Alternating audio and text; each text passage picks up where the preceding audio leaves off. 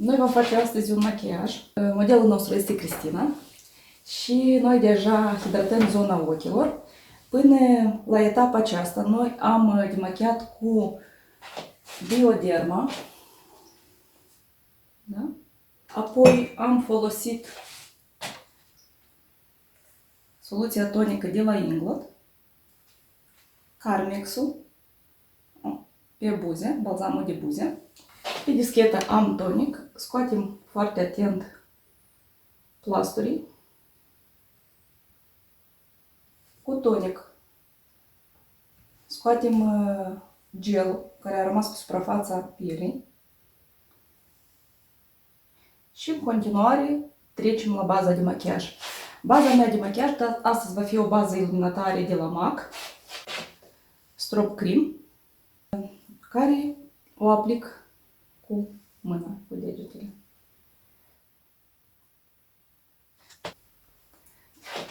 Tenul Cristinei este foarte bun, uniform și noi putem să ne permitem să punem baza pe toată fața.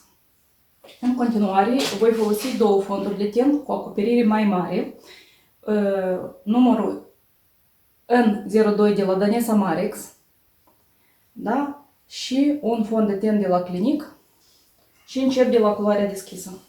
Uitați-vă, vă rog. Foarte puțin iau pe pensul. Foarte puțin. Și încep eu de la zonele de lumină.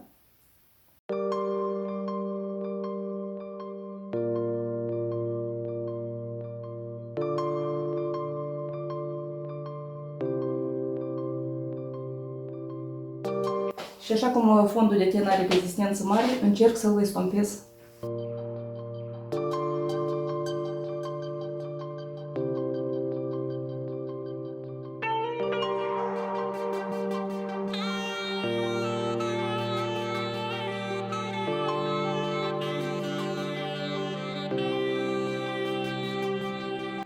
Așa, trec la al doilea fond de ten. Și încep să aplic pe zona de umbră.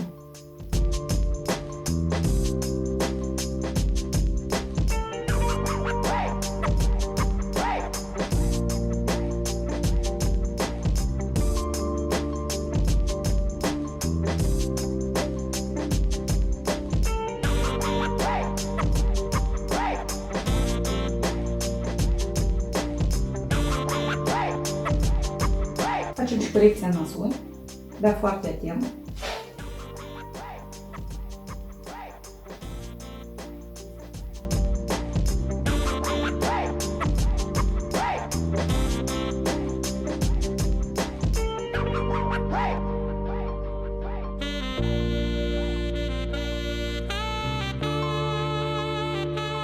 Acum voi lucra cu cearcănele. Am ales un anticearcăn de la Vicon, persiciu.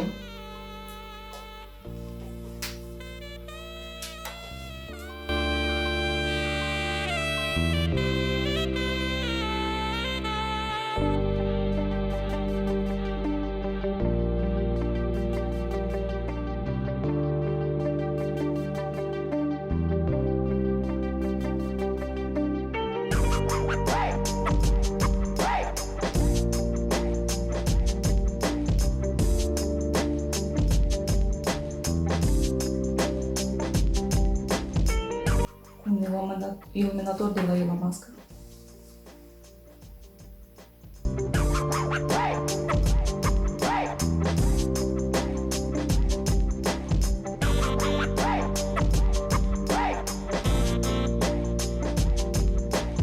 Și dublăm corecția.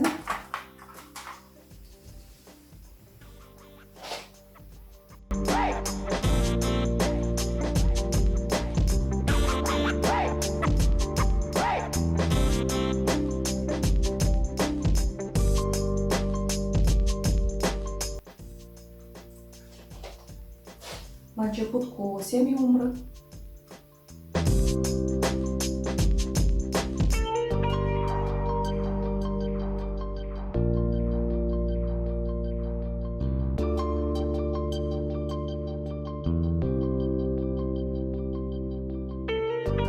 Trecem la sprânceană. Paleta de la Atelier, TE30.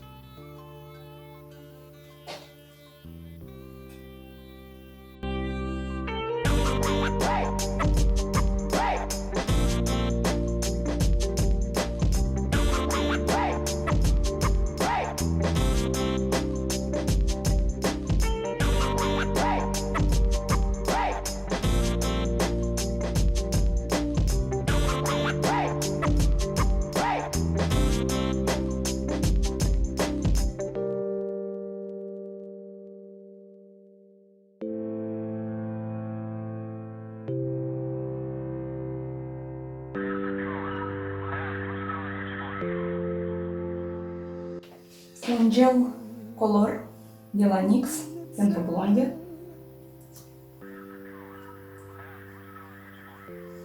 Și luminăm firele.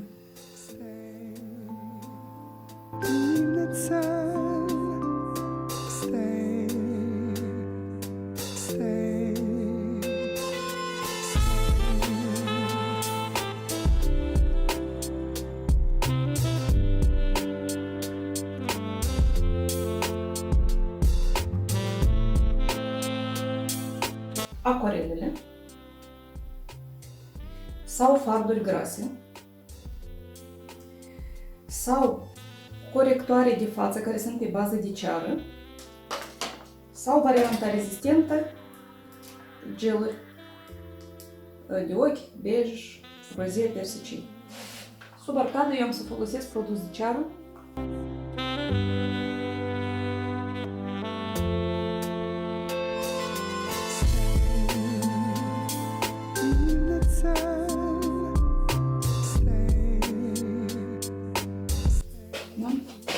În arcadă voi folosi de la Danesa Marix un corector.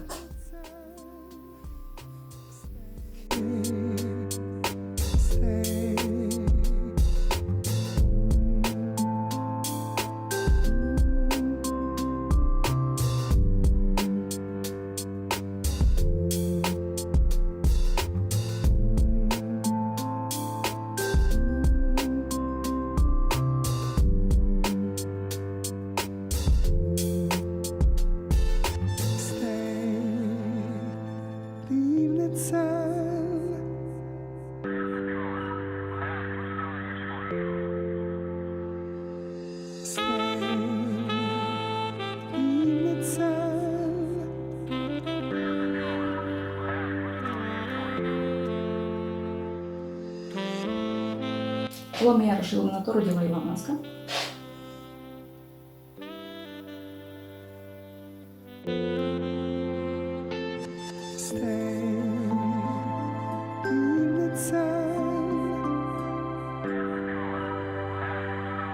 Paleta T019 de la Atelier, culoarea a doua.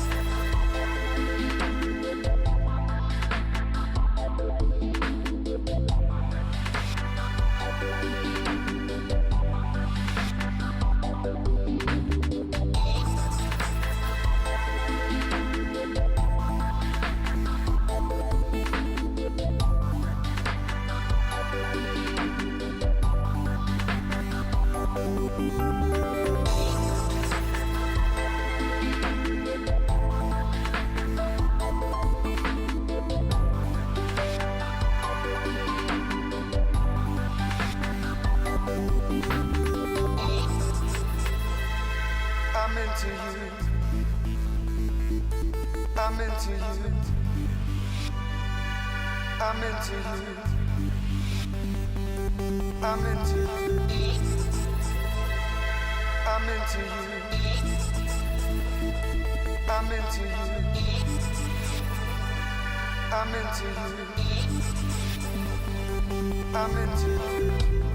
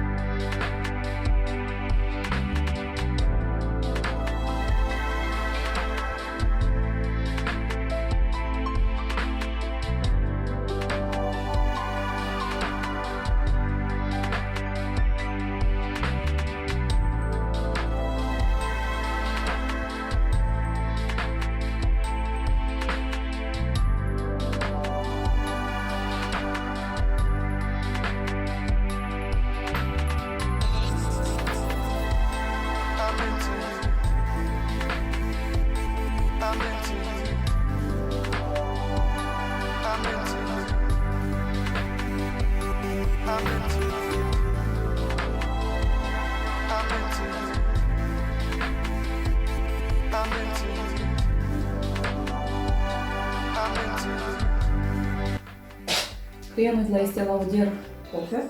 Тут снизу.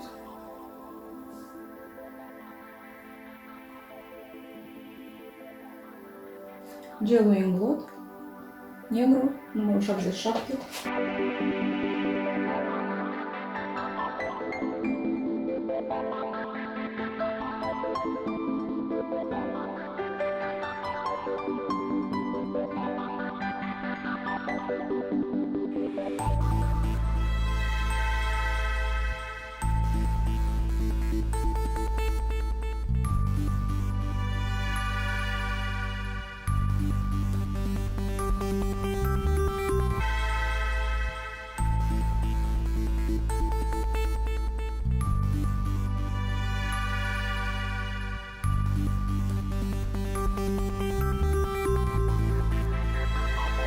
I'm into you. I'm into you. I'm into you. I'm into you. I'm into you. I'm into you. I'm into you. I'm into you.